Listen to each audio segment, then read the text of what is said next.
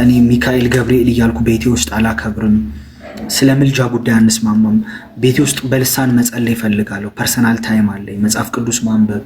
ከቸርች ደግሞ ፕሮቴስታንት ስትሆን እንደዛ ነው። ከቸርች ሰዎች ይመጣሉ ቤት ውስጥ ለመጸለይ። ባይብል ስተዲ ታይም ይደረጋል ቤት ውስጥ ምናምን። እንደዚህ አይነት ነገሮች አሉ። እንደዚህ አይነት ነገር ስታሳልፍ አንተ እሷን አክሰፕት ማድረግ ትችላለህ ወይ ነው። እዛ ካልሆነ እውነቱን ስነግር እሷ ከመንፈሳዊ ሕይወት አንዴ ከወጣች ጤነኛም ሆና ላታገኛት ትችላለህ። በጣም ነው የምትጎዳው። እዛ በሃይማኖት አንድ ካልሆናችሁ በሃይማኖት ውስጥ አንድ መስመር ውስጥ ለዛ አንድ መስመር ውስጥ ካልሆናችሁ ሃይማኖት የሚባለው ነገር ስለ ሃይማኖት ሳይሆን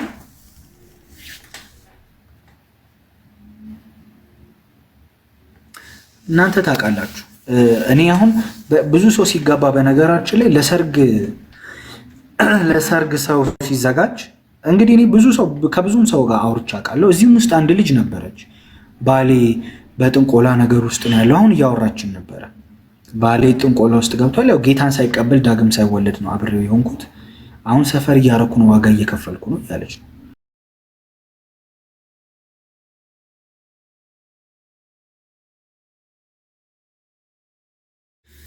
አንድ ቤት ውስጥ ስትኖሩ አንተም በሃይማኖትህ እኔም በሃይማኖቴ ተባብላችሁ የምትኖሩበት ላይፍ አይደለም። ሲሪየስ ነው። አሁን የኔን ላይፍ ከጠየቀኝ ሲሪየስ ነው። ለዛኔ ቤቴ ውስጥ ስለማላምንበት እንደነዚህ አይነት የቅዱሳን ፎቶ የሚባሉት እንዲሰቀሉ አልፈልግም። እና በጣም ብዙ ሰዎች አሉ በዚህ አይነት ኤሪያ ላይ የሚያወሩ እና ሲያወሩ ሁሉም ከሚያነሱት ሀሳብ ውስጥ አንደኛው መጀመሪያ ሲጋቡ እየተኮራረፈ የተጋባ የለም። በነገራችን ላይ የሪሌሽንሺፕ ታይም ማለት በጣም ፍቅር ውስጥ የምትሆኑበት ታይም። ያው ኢትስሚ እያለች ነው ይታያል አይደል?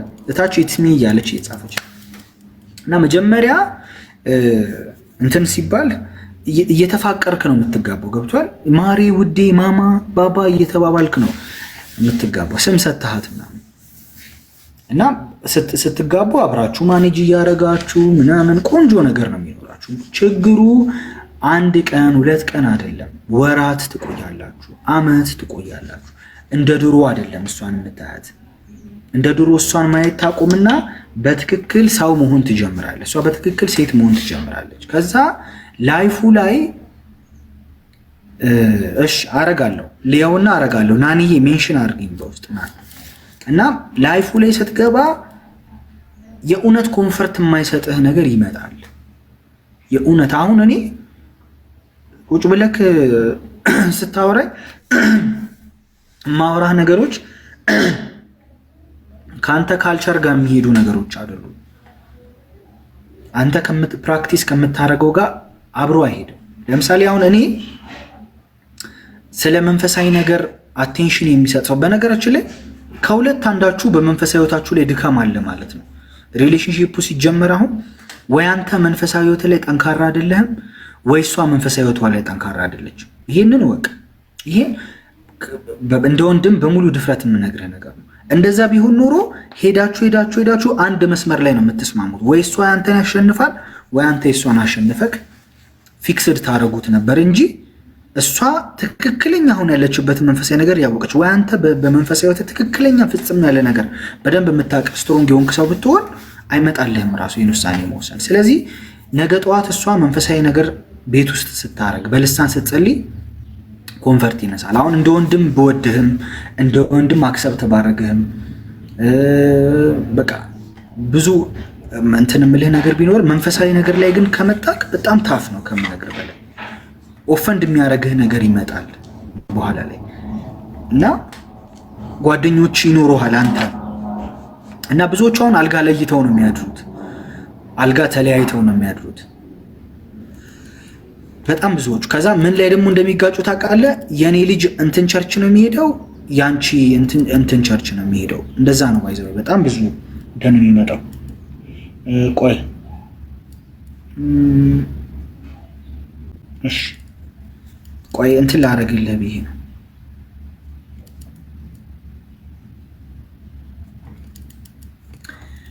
በሃይማኖት በኩል ለማውራት እንኳን አንፈልግም። አየክ እኮ እሱን ነው የምልህ። አሁን እሷን እስቲ ጠጋበልና አውራት። አሁን አንተ ቤት ማህበር ማዘጋጀት ትፈልግ ይሆናል አይደል?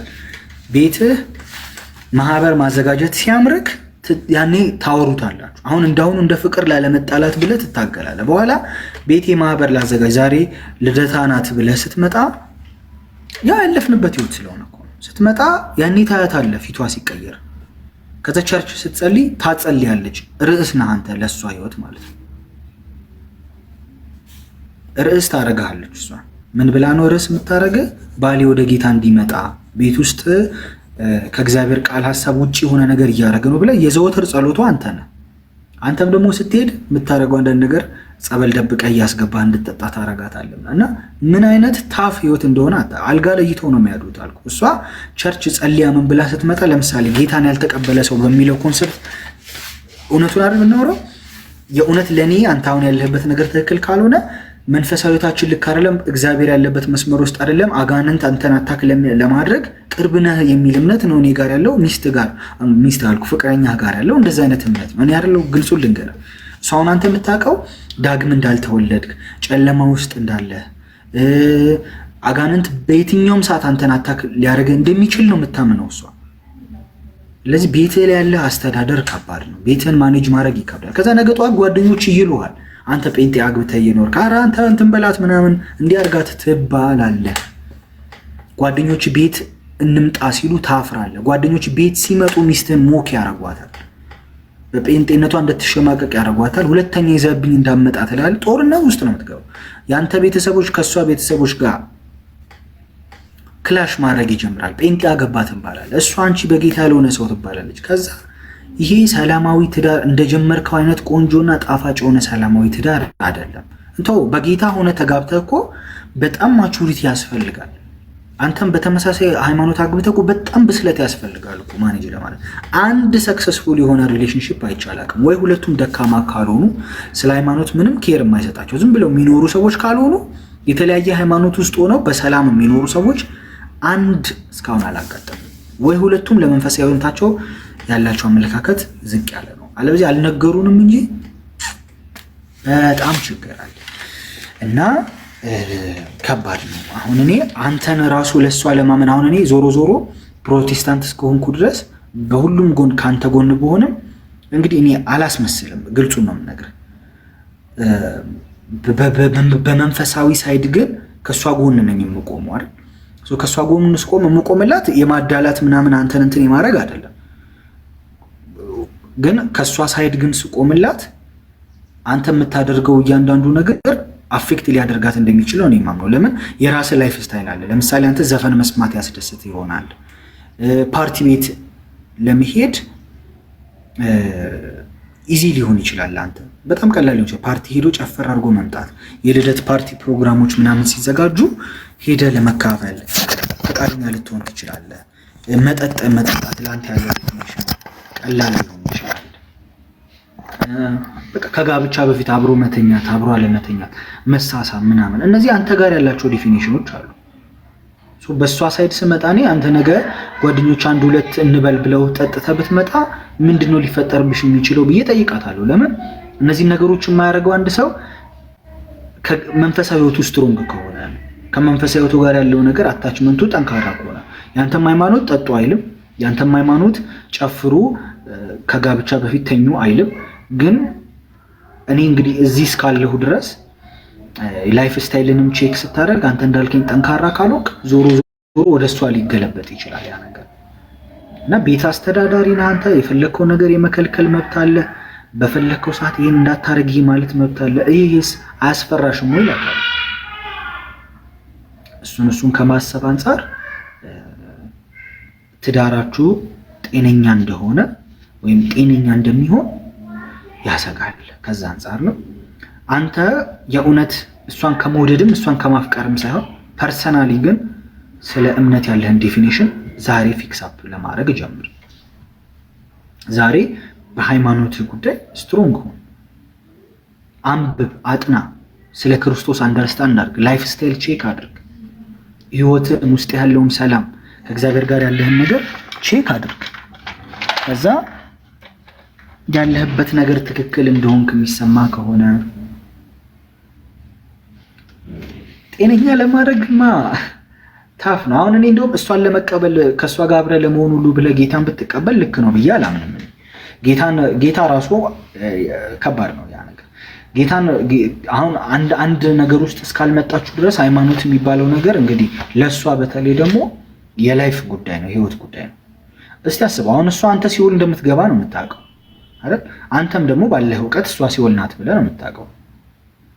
በእንደዚህ አይነት እውቀት ውስጥ ሆነክ፣ በእንደዚህ አይነት አስተሳሰብ ውስጥ ሆነክ እንትን ብትሉ ራሱ አይከብድም? ነገ ጠዋት እሷ ሲኦል እንደምትገባ እያሰብክ ስትኖር ይሄ እኮ ራሱ ታፍ ነው። ለዛ አንተ ግን ህይወትህን ቼክ አድርግ፣ አንተ ላይፍህን ቼክ አድርግ። ከእግዚአብሔር ጋር አንድ ነኝ ወይ? የእግዚአብሔር መስመር ውስጥ ነው እየሄድኩ ያለሁት ወይ? ውስጤ ሰላም አለ ወይ? ዛሬ ብሞት መንግስተ ሰማይ ነው ወይ የምገባው? ክርስቶስ ልክ ክርስቶስ እንደተባለ እዚህ መጽሐፍ ቅዱስ ላይ እንደተቀመጠው እንደሚወራው እኔ አውቀዋለሁ ወይ? ጌታ ነው ከጌታ ጋር ህብረት አለኝ፣ ፌሎሺፕ አለኝ። ነገ ህይወት ያለው በእኔ እጅ ላይ ነው ወይስ እግዚአብሔር እንትን ይላል የሚለውን ነገር ቼክ አድርግ። ያው አሁን እንዳላስጨንቀ ብዬ ነው እንትን ማለት። ከፈለክ በውስጥ አውራኝ፣ እናወራለን።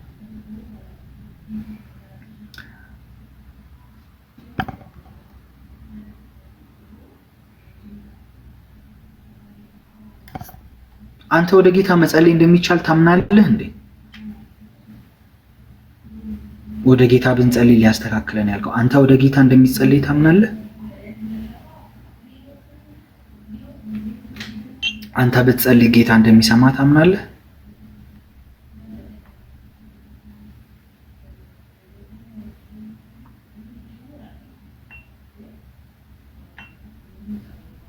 ያ እሱማ ይሰማሃል። ግን አንተ ታምናለህ ብዬ ኦኬ፣ ካመንክ እሱን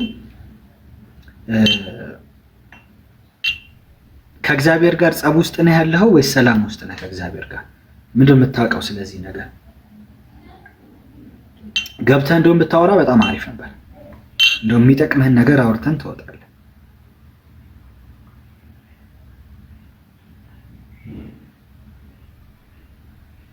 ያለ አማላጅ እግዚአብሔርን መቅረብ እንደምትችል ታምናለህ?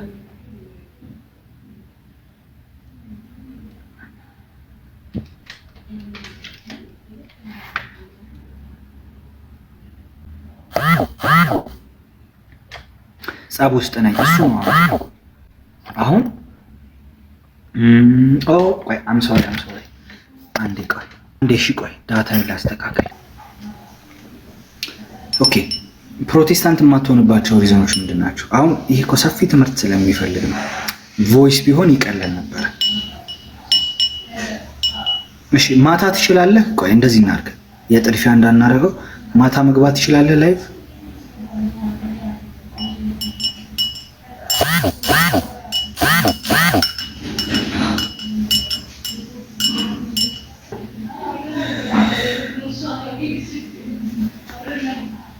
በቃ ማታ እናወራለን። ላይቭ ግባ፣ ሜሴጅ ጻፍልኝ፣ ሜሴጅ በውስጥ ጻፍልኝ፣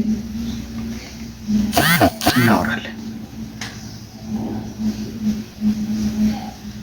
ሜሴጅ ጻፍልኝና ማታ እንደው ላይቭ ከፍተን እናወራለን። ሰፊ ነገር እናወራለን። ምስጋናዬ ይሄ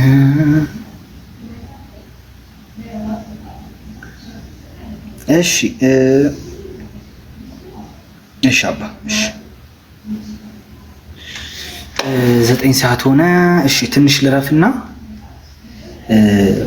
ማታ ልግባ። ማታ ገባለሁ እና ቪዲዮ ለቅላችኋለሁ። አሁን ከላይቭ እንደወጣው ሌላው አደራ የምላችሁ ሰዎች 88 ሰው አለ። አደራ የምላችሁ አካውንቱን እንትን እላለሁ። እሱ ሩቅ ነው፣ እንደዚህ አይነት ነገር የለም።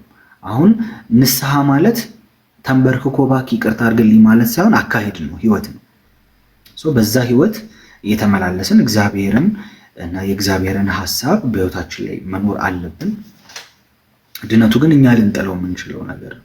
በኃጢአት ህይወት ጸንተን ከኖርን የክርስቶስን ደም ካክፋፋን ጌታ የሰራልንን ዋጋ ከጣል ነው መጨረሻችን ከባድ ነው የሚሆነው። አሁን እንደነዚህ አይነት ትምህርቶችን ስታስቡ እንዳትሳቀቁ ያደርጋችሁ። አሁን ዋናው ድነት ይወሰዳል አይወሰድ የሚለውን ኮንሰፕት ታስቡ እንድትሳቀቁ አይደለም ኮንሰፕቱ።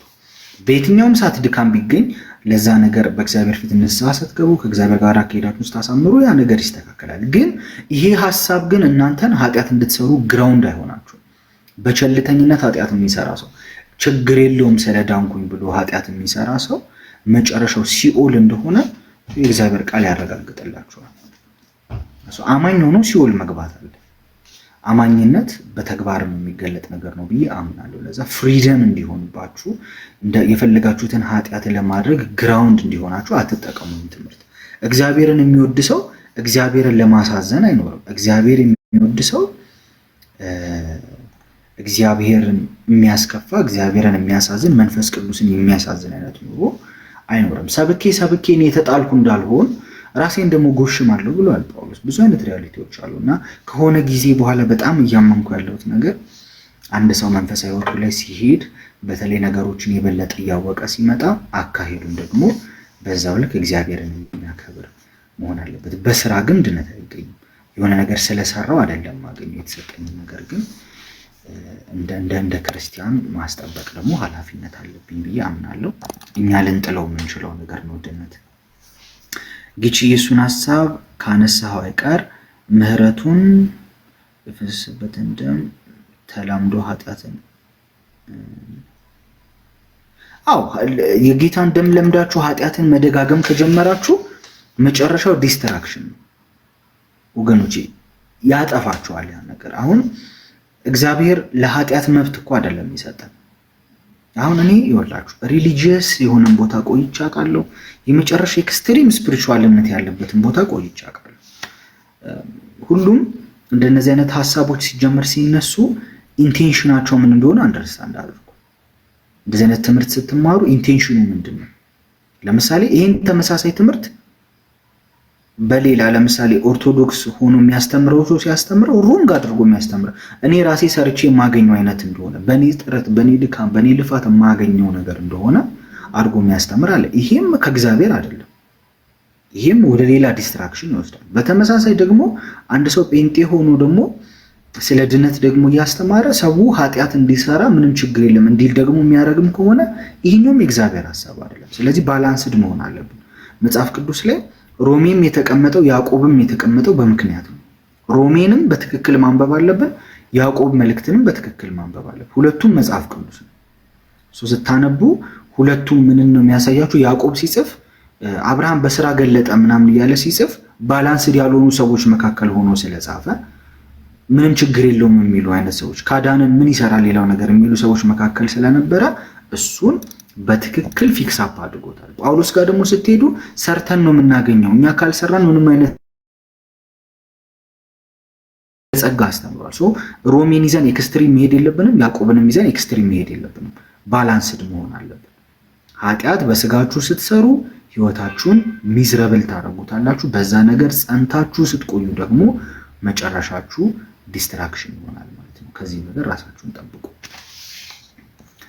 እሺ ሌላ ምን አይቻለው? እሺ ኪኪ አለሽ ስለ መንፈሳዊ አባት ነገር ያልሽ በእኛን መጽሐፍ እንዳለው ስኮሉ ይፈቀዳል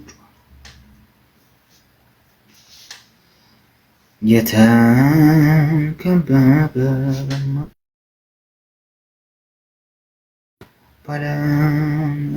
ሰው ኢየሱስ ያታ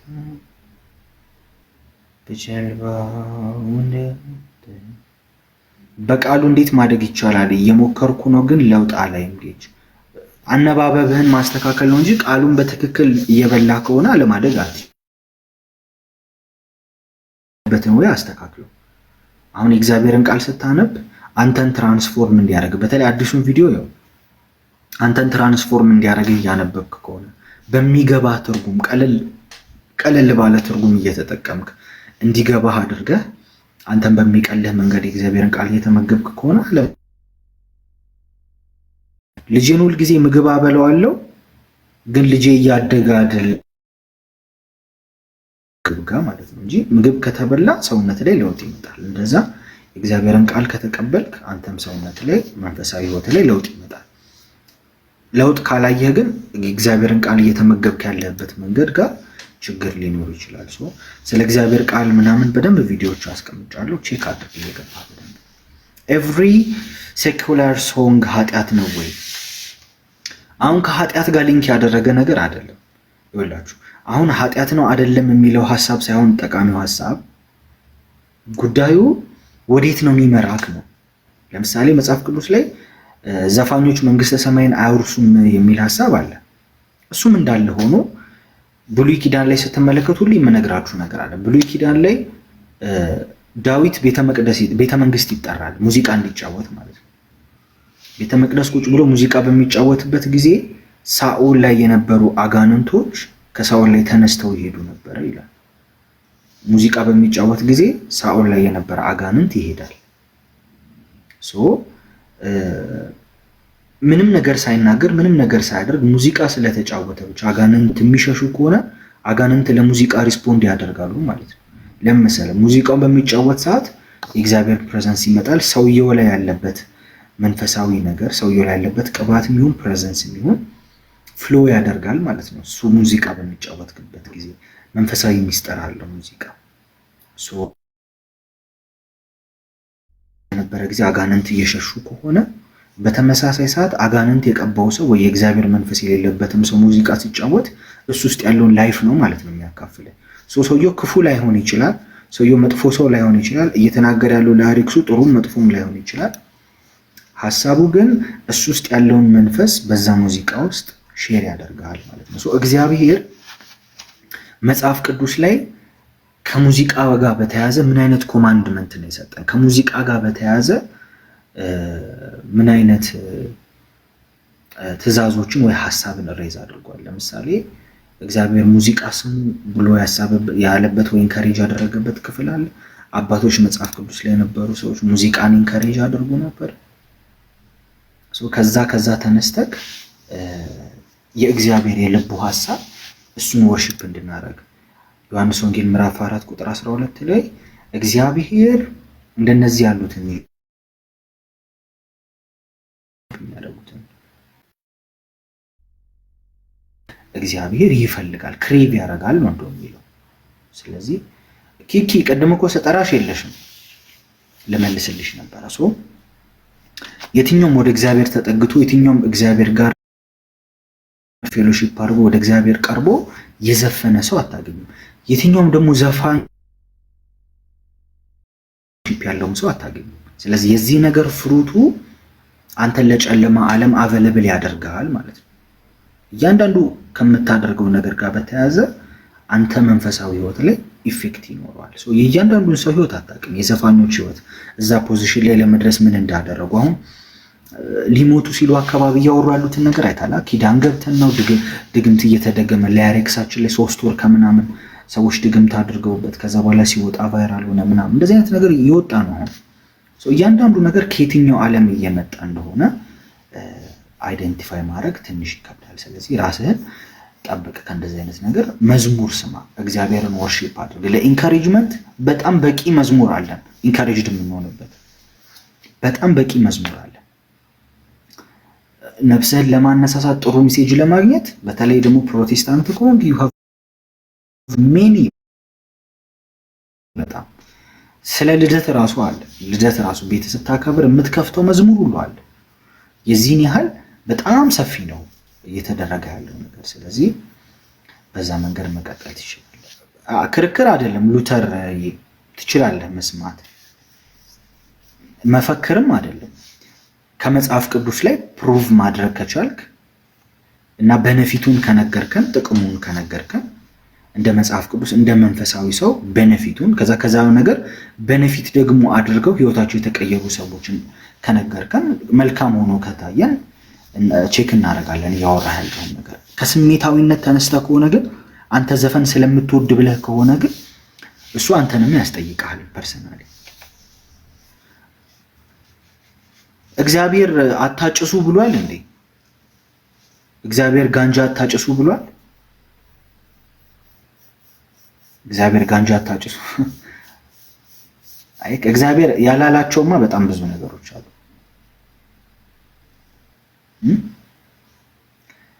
እግዚአብሔር ሴቶች አሁን ይሄ መሽታ ቤት ምናምን የሚባለው ውስጥ ፖል ላይ እንደዚህ አድርገው ፖል ዳንሲንግ የሚባል አለ፣ ሴቶች ራቆታቸውን የሚደንሱበት። እግዚአብሔር እንደዛ አታርጉ ብሏል።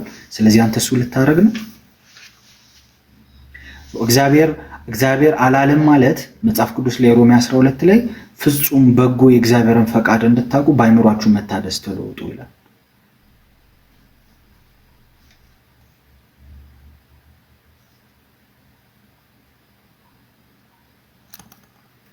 You can listen songs, brother. I am not here to argue with you.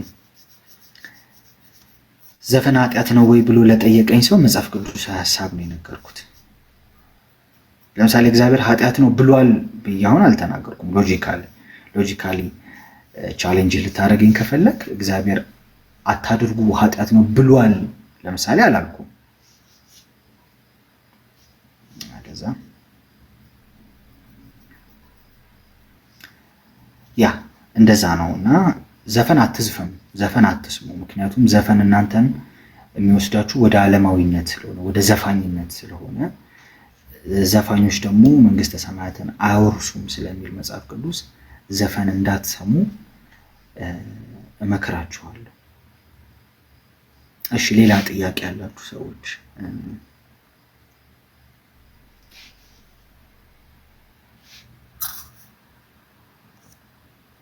ሌላ ጥያቄ ካላችሁ ልመልስ። ሉተር ዶንት አርጊው በዚህ ኤሪያ ላይ እንደነገርኩ ነው። አንዳንድ ነገሮችን የማናረግበት ሪዝን ሶሉሽናቸውን ስለማንፈልገው የሚመጣው ሪዛልት እግዚአብሔር ሰፖርት የሚያደርገው አይነት ሪዛልት ስላልሆነ እንዳልኩ በጣም ብዙ ነገሮች መጽሐፍ ቅዱስ ላይ ሜንሽን ያልተደረጉ ግን ማናደርጋቸው በአይምሮ እንዳልኩ ነው። ለምሳሌ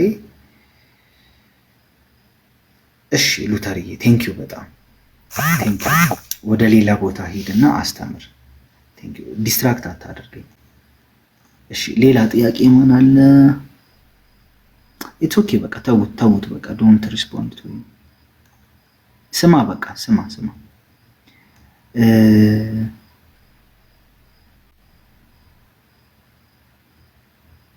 እሺ ጥያቄ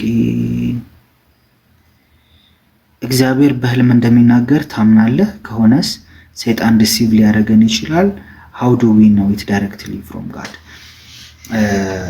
ከእግዚአብሔር የሚሆን ነገር አሁን እንዴት መሰላችሁ? እንደውም ቶታሊ ሰይጣን በራሱ ህልም ለሰዎች ማሳየት ይችላል የሚለውን ሐሳብ ሰፊ ጥናት ማድረግ አለብን። በዛ ላይ ሰይጣን በራሱ ህልም ማሳየት ይችላል የሚለው ነገር በደንብ ቼክ መደረግ አለበት በራሱ።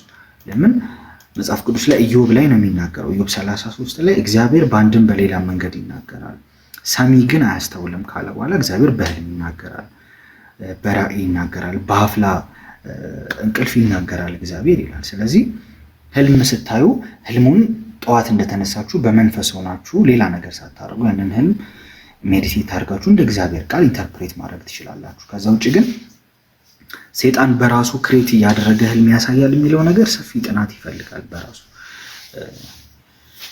እንደዛ ነው። ከሜዲቴሽን የተነሳ በጣም ፎከስ ከማድረጋችን አንድ ነገር ደጋግመን ከማሰባችን የተነሳ ስለዛ ነገር ልናይ እንችላለን። እሱንም ኢሞሽናል ሳንሆን ሳንቸኩል ያየነውን ህልም ኢንተርፕሬት ማድረግ ነው ተረጋግተን። እሺ ሌላ ጥያቄ ካላችሁ አስቀምጡልኝ። ስለ ማስተርቤሽን ምን ትላለህ? የሰውን ህይወት የመጨረሻ በነገራችን ላይ የሚያበላሸው ነገር ሴክሹዋል ኃጢአት ነው። ስፔሲፊክሊ ደግሞ የጠየቅሽኝ ደግሞ ማስተርቤሽን የመጨረሻ ስፒሪቹዋሊም ፊዚካሊም ህይወትሽን ዲስትሮይ የሚያደርግ ነገር ነው። አሁን ባለፈው ቪዲዮ ሰርቼላችሁ ነበር። ጌታ ሲናገር አንድ ሰው በአካል ሄዶ ከአንዲት ሴት ጋር ሲተኛ ብቻ አይደለም አመንዝራ ሊባል የሚችለው አለ ጌታ። በአካል ከአንዲት ሴት ጋር ሄዶ ሲተኛ ብቻ አይደለም አመንዝራ የሚባለው፣ ካሰባት ወይም በልቡ ከተመኛት ከዛች ሴት ጋር ኦልሬዲ አመንዝሯል ይላል። ስለዚህ አመንዝራ የመባል ራሱ ኮንሰፕት ያለው መጀመሪያ እዚህ አይምሯችን ውስጥ ማይንዳችን ውስጥ ላስት ፉል በሆነ መንገድ የምንመኝ ከሆነ እሱ ራሱ ማመንዘር ነው። ለዛ ማስተርቤሽን በሚፈጠርበት ጊዜ ማይንዳችሁ ነው ትልቁን ቦታ የሚይዘው አይደል? ኢማጂኔሽናችሁ ነው የሚበላሸው። መጀመሪያ ያ ኢማጂኔሽን አይምሮሽ ውስጥ ኢማጂን እያደረግሽ ያለሽው ፐርሰን ጋር በመንፈስ ዓለም ኮኔክት አድርገሻል። ዝሙት ላይ ነሽ ማለት ነው። የመጀመሪያው ስፒሪቹዋል ፕሮብለም እዛ ውስጥ አሁን መንፈሳዊ ባል የሚባለው መንፈሳዊ ሚስት የሚባለው ነገር የሚመጣው የዛን ሰዓት ነው። ለምን? ራስሽን ቀጥታ ለጨለማ ዓለም ክፍት ስለምታደርጊ እና ከዛ በኋላ በህልም የምታያቸው ነገሮች ህልመ ሌሊት የሚባለው ተብሎ እንደዛ የሚጠራው እሱ ወደ ህይወትሽ ላይ የሚመጣበትም ሪዝን ከመንፈሳዊ ዓለም ጋር ባልተገባ መልኩ ኮኔክት እያደረግሽ ስለሆነ ነው ማለት ነው። እግዚአብሔርም ደግሞ ያንን ነገር አይፈቅድም። ኢቭን መጽሐፍ ቅዱስ ላይ የዘር ፈሳሹን ራሱ ወደ መሬት ያፈሰሰውን ሰው ራሱ እግዚአብሔር ቀጥቶታል። ከእንደዚህ አይነት ነገር ራሳችሁን አርቁ። ፊዚካሊም እንደው ሌላውን ስፒሪቹዋል ቪዲዮቹን ቪዲዮ አስቀምጬላችኋለሁ። ለዛ ብዙ እያብራራሁ ያልሆነው ቪዲዮ ስላስቀመጥኩ እንዲሁ ፐርሰናሊ ራሱ ግን በፊዚካል ራሱ የሚያመጣቸውን ችግሮች ብታይ ሳይኮሎጂካሊ ሰው ላይ የሚፈጥረው ችግር አለ። ከሰዎች ጋር የመግባባት አቅማችሁን የኮሚኒኬሽን ስኪላችሁን ሁሉ ጭምር ያበላሻል።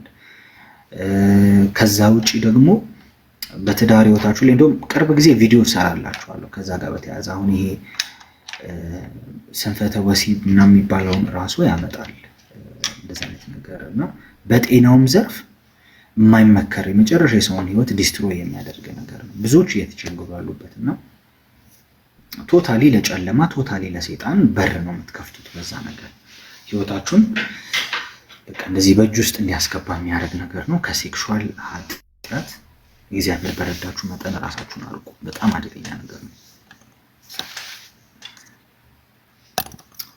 ኢየሱስ አንተን በማመኔ 33,000 ላይ ነው ስታክ ያደረግነው።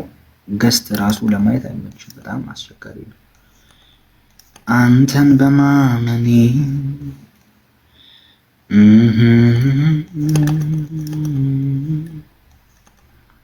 እሺ፣ ጥያቄዎቻችሁን ጻፉልኝ ያለው ጌታን በማመኔ እሺ። ስለ ስፒሪቹዋል ፋደር ምን ትላለህ ብላ ጠይቃኝ ነበረ። ስለ መንፈሳዊ አባት የሚባለው ኮንሰፕት በጣም የእግዚአብሔር ዳይሬክሽን እና የእግዚአብሔር መሪነት የሚፈልግ ነገር ነው። መጽሐፍ ቅዱስ ላይ እንደ አባት ሜንሽን የተደረጉ ሰዎች አሉ ወይ? አዎ። ግን የምንከተለውን ሰው፣ የምንሰማውን ሰው፣ የምናዳምጠውን ሰው በጣም መጠንቀቅ አለብን። እግዚአብሔር ሊመራን ይገባል። እዛ አካባቢ ላይ የምናዳምጠው ነገር ላይ የምንሰማው የምንከተለው ሰው ኤሪያ ላይ እግዚአብሔር ዳይሬክሽን ሊሰጠን ያስፈልገናል። አሁን ይሄ ሊደር በሚል እንያዘው። መንፈሳዊ መሪ ማለት ወደ ኢየሱስ አንቺን የሚያስጠጋ ማለት ነው። ወደ ጌታ አንቺን የሚያቀርብ ሰው ማለት ነው። ጌታን የበለጠ የሚያሳይሽ እሱ ላይ ሳይሆን ሰውየው ላይ ሳይሆን እግዚአብሔር ላይ ዲፔንድ እንድትሆኝ የሚያደርግሽ እኔ የሚልሽ ሰው አይደለም።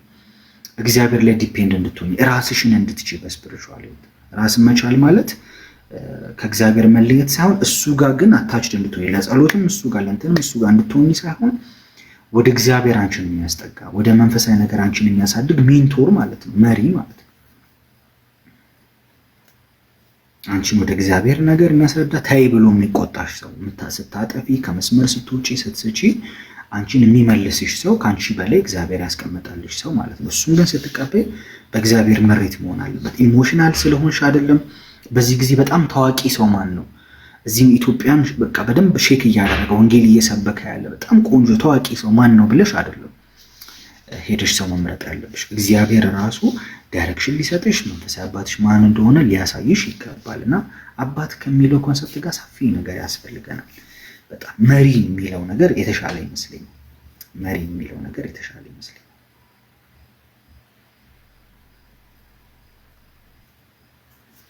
ሌላ ጥያቄ ካላችሁ አስቀምጡልኝ። ኢየሱስ ትንሽ ደክሞኛል ላገኛችሁ ብዬ ነው እንጂ ትንሽ ደክሞኛል እና ቶሎ ላወራችሁና ትንሽ ልረፍ።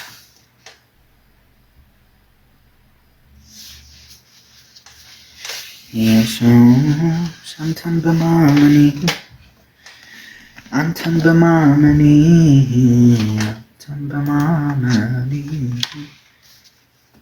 አለው እኖራለሁ። ትንሽ ጌታ እስከረዳኝ ሰዓት ቆይና እንትን እላለሁ። ኢየሱስ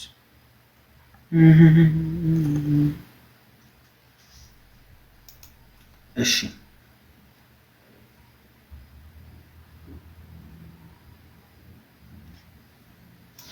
ኦኬ። ማርቆስ 7:26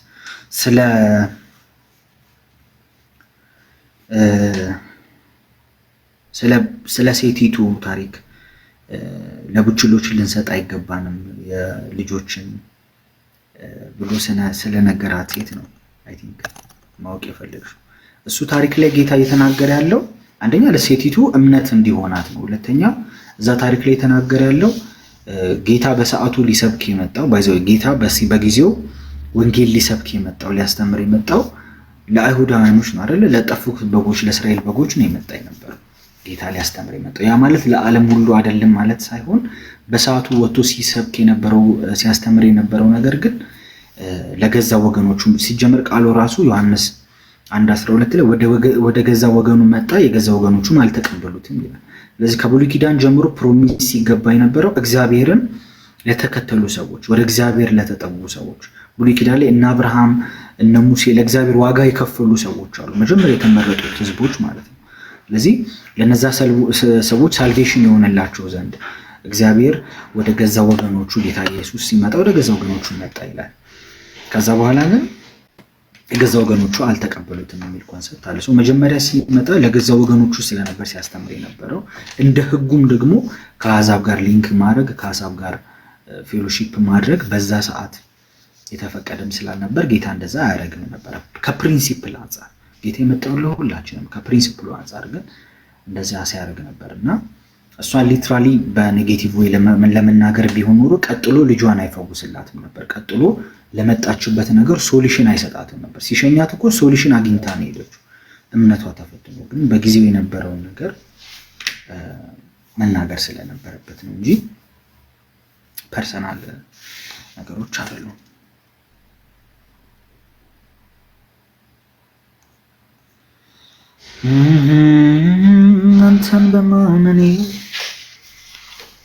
አንተን በማመኔ ዋስጫለ ቴንክ ዩ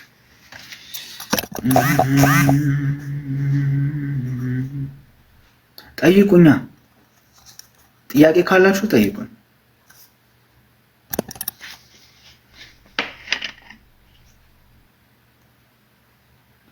በርዝ ኮንትሮል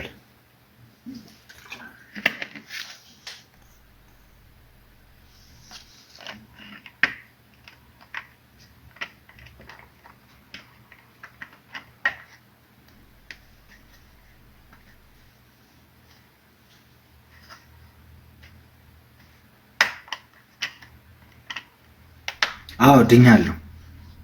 አብሪ ኮከብ በደንብ ነው እንጂ ዳንኩት።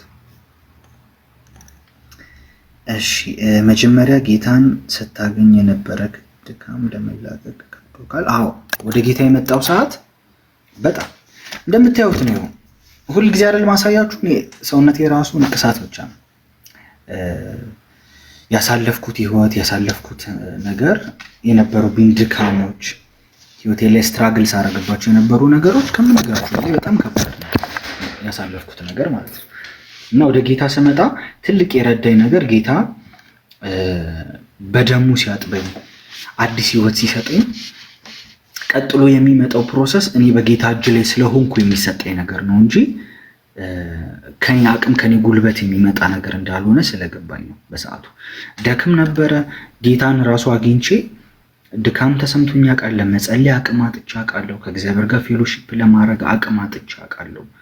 በእንደዚህ አይነት ህይወት ውስጥ አልፌ አውቃለሁ። እና እንደዚህ አይነት ህይወት ውስጥ ሳልፍም ግን ትልቅ ለኔ ኮንፊደንስ የሆነ ነገር ምንድነው እግዚአብሔር የኔን የመለወጥ ዲሳይድ ማድረጌን እግዚአብሔርን ለመከተል ከእግዚአብሔር ጋር ጊዜ ለማሳለፍ መወሰኔን ነው እግዚአብሔር የሚያየው እንጂ በህይወቴ ላይ የምደክማቸውን ድካሞች አቅም ማጣቴን አይደለም። እግዚአብሔር በዛ ሰዓት እንደውም ኢንካሬጅ እያደረገኝ እንድጠነከር አሁን ያለሁበትን ነገር እንደማልፍ እንደምቀየር እግዚአብሔር እያስረዳኝ ነው አሁን ያለሁበት ነገር ላይ ደረስኩ። እንደምታውቁት 5 ዓመቴ ነው ገና ወደ ጌታ ከመጣውና በዚህ ጊዜ ውስጥ ትልቅ ለኔ ኮንፊደንስ የሆነ ነገር የጌታን ደም ጌታ የከፈለልኝን ዋጋ አንደርስታንድ ማድረጌ ነው። ያ ስለገባኝ ነው አንደኛ ትልቅ ለውጥ ያመጣሁት። ጌታ የፕሮሰሱ ባለቤት መጽሐፍ ቅዱስ ላይ ሲናገር ሸክላ ሰሪው በሸክላ ሰሪው እጅ ላይ ምንድነው ሸክላው በሸክላ ሰሪው እጅ ላይ ነበርና ሸክላ ሰሪው ሸክላውን ይዞት እየሰራ ባለ ሰዓት ሸክላው ተበላሸ ይላል እጁ ላይ። ከዛ እግዚአብሔር የበለጠ ውብ አድርጎ ሸክላ ሰሪው የበለጠ ውብ አድርጎ ሰራው ይላል። እግዚአብሔር እጅ ላይ ስትሆኑ ትልቁ እርግጠኛ መሆን ያለባችሁ ነገር የሸክላ ሰሪው እጅ ላይ ናችሁ ወይ እግዚአብሔር እጅ ላይ ናችሁ ወይ እግዚአብሔር እየሰራችሁ ነው ወይ የሚለው ነገር ነው ማተር የሚያደርገውና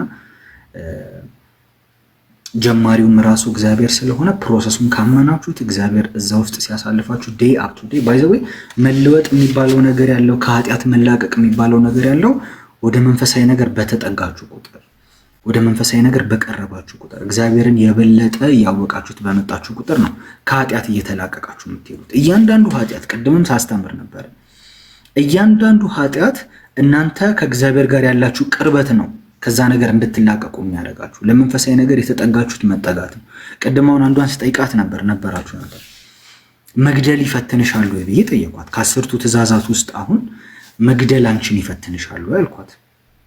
እና አሁን ቢላዋ ይዘሽ ምናምን በቃ ገለዋለሁ ይሄን ሰውዬ ጌታ ሆይ ኧረ በቃ ለመግደል አልቻልኩም ያልሽ ትሰቃያለሽ ወይ አልኳት። ኧረ እንደዛ አልሰቃይም አለች።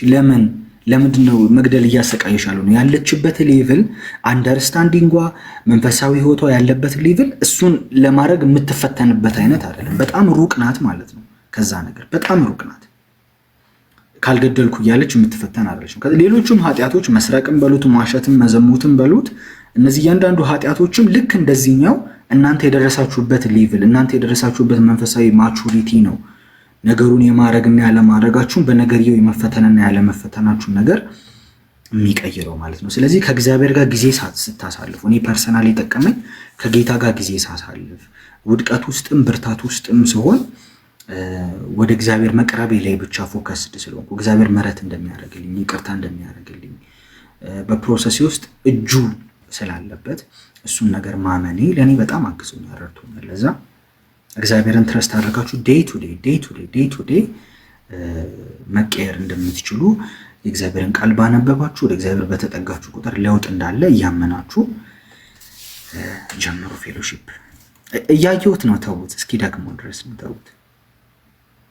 ኦፈንድ መሆን መስሎት ነውና ተውት፣ ችግር የለውም ይጻፍ።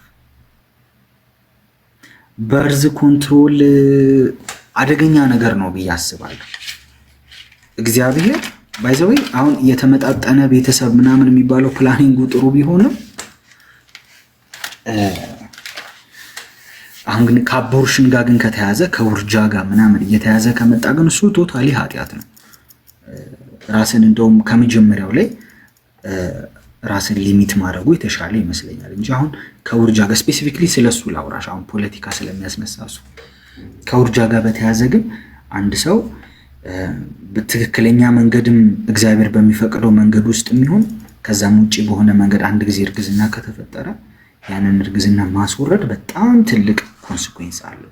ከነገርየው ከኃጢአቱ በላይ ደግሞ መልሶ ደግሞ እግዚአብሔር የፈጠረውን ህይወት ደግሞ ማበላሸት እሱም በራሱ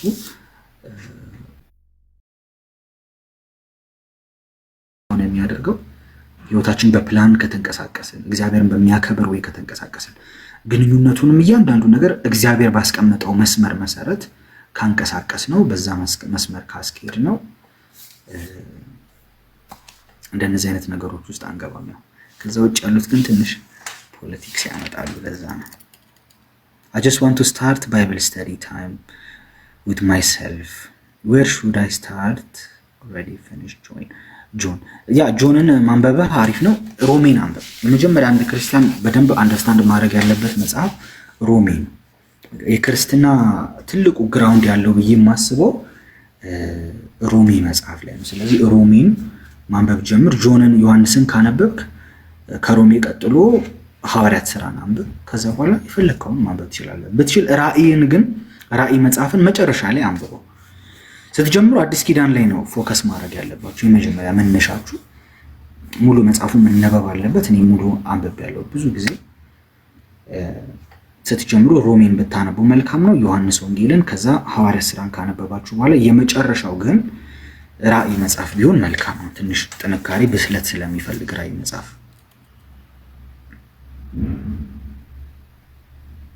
እሺ አብሬን ኮከብዬ ጌታ ይባርክ። እኔ አልክድም። እኔ በፊት ዱርዬ እንደነበርኩ አልክድም። እንግዲህ እኔ አንተ ጻድቅ ሰው ነህ፣ ተከብረ በሰማያዊ ስፍራ ምንም ሳይነካ ኮምፕሊት ሆነ በቃ 24 ሰዓት እየጸለይክ እየጾምክ ተቀድሰ መላእክት ራሱ እየተገረሙበት ስለሆነ የምትኖረው እኔ እንዴት ካንተ ጋር መወዳደር እችላለሁ? እኔ ዱርዬ ነበርኩ፣ ጌታ ህይወቴን ቀይሯል፣ ለዛ ወደዋለሁ። አንተ ደግሞ ፐርፌክት ሰው ነህ። አንተ እንዳልከኝ ጿሚ ጸለይ ነህ፣ በእግዚአብሔር ፊት የመጨረሻው ስታንዳርድ ላይ ነው ያለው። እንኳን እግዚአብሔር ረዳህ ወንድሜ፣ ደስ ይለኛል በጣም።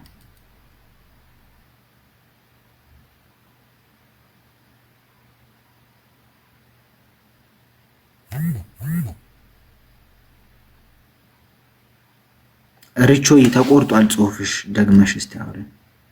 ንስሐ የሌለው ኃጢአት አለ? ያው መጽሐፍ ቅዱስ ላይ ጌታ መንፈስ ቅዱስን ስለመሳደብ ነው የማይሰረይ ኃጢአት ብሎ ያነሳው። መንፈስ ቅዱስን መሳደብ የሚለው ኮንሰፕት ነው። እሱ ደግሞ ማለት ጌታ መጡና በብኤልዜቡል ነው አንተ አጋንንትን የምታስወጣው፣ በእግዚአብሔር መንፈስ አይደለም። ብኤልዜቡል የሚባለው አጋንንት ስላለብህ በዛ አጋንንት ነው አጋንንትን የምታስወጣው አሉት፣ ጌታን ማለት ነው። እና ሲሉት የሰው ልጅ ላይ ብትናገሩ ምንም ችግር የለውም፣ መንፈስ ቅዱስን የተሳደበ ግን ለዘላለም የማይሰረይ ኃጢአትን ሰርቷል አለ። ስለዚህ በእግዚአብሔር መንፈስ የተሰራውን ነገር በእግዚአብሔር መንፈስ የተደረገውን ነገር በአጋንንት ነው ብሎ ለአጋንንት ክሬዲት መስጠትን ነው ጌታ መንፈስ ቅዱስን መሳደብ ብሎ በዛ ሰዓት ላይ ሜንሽን ያደረገው። እንደዚህ አይነት አሁን መንፈስ ቅዱስን መሳደብ ምናምን የሚለው ኮንሰፕት ደግሞ የሚመጣው ከምንድን ነው ካላችሁ አካሄዳችን ነው። ከእግዚአብሔር የራቀ አይነት አካሄድ ከሆነ የምንሄደው፣ እግዚአብሔርን የማያከብር አካሄድ ከሆነ የምንሄደው፣ ከእግዚአብሔር መንገድ ርቀን ከሆነ የምንሄደው፣ እሱ ነገር በተደጋገመ ቁጥር የኃጢአት ህይወት በተደጋገመ ቁጥር መጨረሻ ሊድ የሚያደርገን ከመንፈስ ቅዱስ ጋር ወደ መለያየት ነው ማለት ነው። ስለዚህ አሁን ከዛ ኃጢአት ውጭ አሁን ከመንፈስ ቅዱስን ከመሳደብ ውጭ ጌታ የማይሰረይ ኃጢአት ብሎ ሜንሽን ያደረገው ነገር የለም።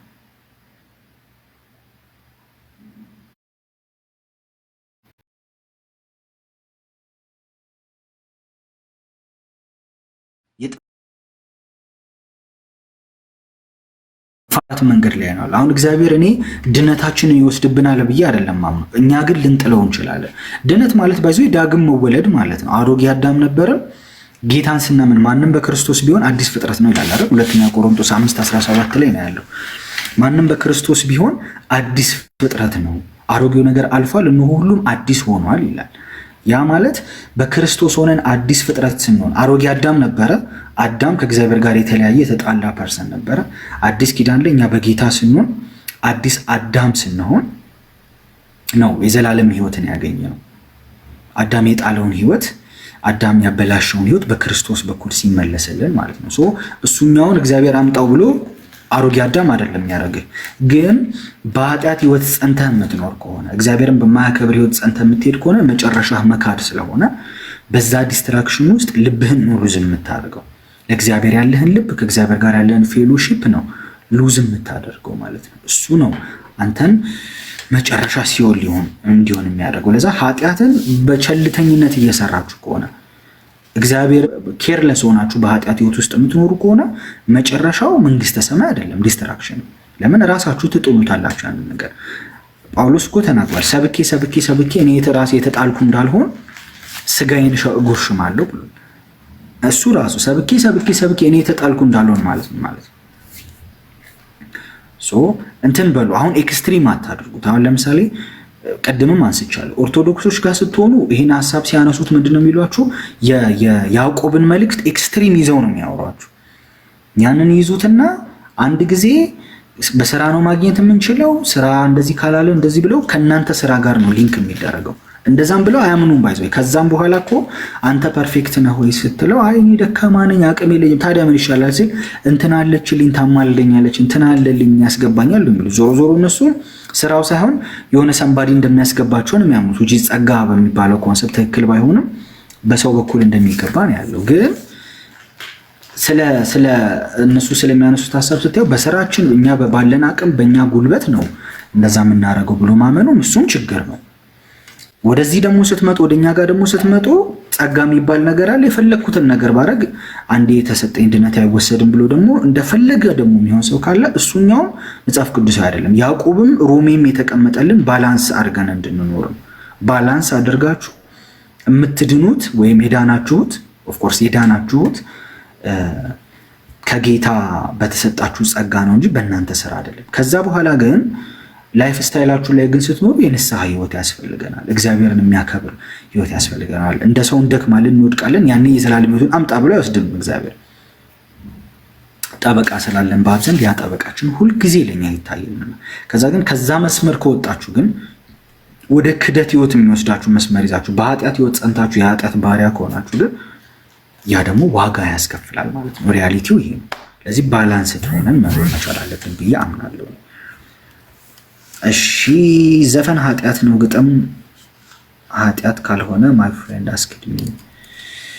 አሁን እንዴት መሰለ አዘ ክርስቲያን ለኛ ቤኔፊት የለውም ነው። ቅድምም ሳስረዳ ነበር። አዘ ክርስቲያን ለክርስቲያን ቤኔፊት የሌለው እንደውም ምናልባት ለጨለማ ዓለም እኛን ሊከፍተን ካንዲዴት ሊያደርገን የሚችል ነገር ነው። ብሉይ ኪዳን ላይ ሜንሽን አድርጌላችኋለሁ። ዳዊት ቤተ መንግስት ተጠርቶ ሙዚቃ ይጫወት ነበር። እሱ ሙዚቃ በሚጫወትበት ጊዜ ሳኦል ላይ የነበረ አጋንንቶች ይሸሹ ነበር ይላል። ምንም ነገር ሳያደርግ ሳኦል ላይ የነበሩ አጋንንቶች እንትን ብለው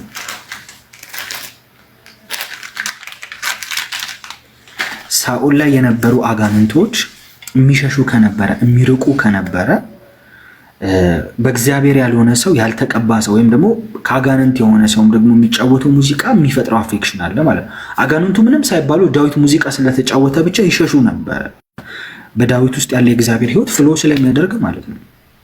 በተመሳሳይ ደግሞ የጨለማም ዓለም ውስጥ ያለም ሰው ያን ነገር ሲያደርገው በራሱ ደግሞ ይዞት የሚመጣው ዲስትራክሽን አለ።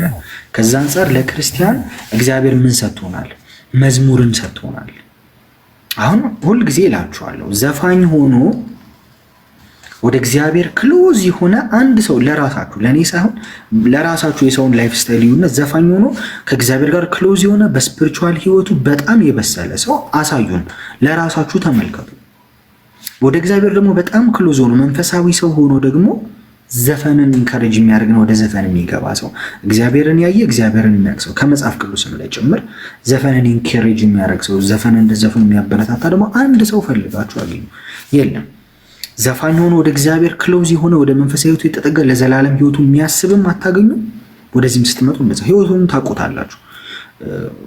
የዘፋኞችን ህይወት ታውቃላችሁ። ከዝሙት ጋር የተያዘ ከገንዘብን ማፍቀር ጋር የተያዘ በጣም ሚዝረብል የሆነ ህይወት ነውና ከዛ ህይወት ውስጥ የሚወጣው ፍሬ ነው አንደኛ እንድታዩ የሚያደርጋችሁ። ቃል በቃል ኃጢአት ነው ተብሎ አልተቀመጠም። ዘፈን ግን መልካም ዛፍ በመልካም ፍሬ ይታወቃል፣ ክፉ ዛፍም መጥፎ ዛፍም በዛው በመጥፎ ፍሬ ይታወቃል ስለሚል በዚህ ኤሪያ ላይ ፍሩትን ብትፈልጉ እግዚአብሔርን የሚያመልክ እግዚአብሔርን የሚፈልግ እግዚአብሔርን የሚወድ ሰው ለእግዚአብሔር ሲዘምር ሲቀኝ ከእግዚአብሔር ጋር ፌሎሺፕ ሲያደርግ ነው የምታዩት። እና ስለ ሙዚቃው ስለምን ከሆነ ሞልቷል። ፕሮቴስታንት ውስጥ እንደውም በጣም ምንም የጎደለብን ነገር የለም። ካዘናችሁ ምንጉርጉሮ ሲያምራችሁ አሉ ያዘን፣ ደስ ካላችሁ ማለት ሰርግም ከመጣባችሁ ያው ሰርጋችሁን ቅልጥ አድርገው በቃ ደስ ብሏችሁ እንድታልፉ የሚያደርጓችሁ ግን እግዚአብሔርን የሚያመሰግኑ መዝሙሮች አሉ። በቃ ስለዚህ ስለ ሪሌሽንሺፕም ከሆነ ማለይን ማንበብ ነው። ለዛ ለኛ ቤኔፊት የለውም። እንደ መንፈሳዊ ሰው ወደ መንፈሳዊ ነገር በተጠጋችሁ ቁጥር ብዙ ይረብሻችኋል። ራሱ ዘፈን ያለበት አትሞስፌር ራሱ ለመንፈሳችሁ ራሱ አይመቻችሁም። ለዛ ብዙ አይጠቅምም ብዬ ነው ማምነው። የቀረውን እንግዲህ እናንተ እንትን በሉበት። ሌላ ጥያቄ አላችሁ? ከድካማችን እንዴት እንወጣ? ከድካማችን እንዴት እንደምንወጣ እንደውም ቅርብ ጊዜ የለቀኳቸው ቪዲዮዎች አሉ። ብርቱካናማ ጃኬት አድርጌ የሰራውበት ቪዲዮ አለ 70 ምናምን ሺህ መሰለኝ ቪው ስትገቢ ታይዋለሽ አለ። ብርቱካናማ ጃኬት አድርጌ 4ኛ ላይ ያለውን ቪዲዮ እዩ። ቪዲዮ ሰርቻለሁ።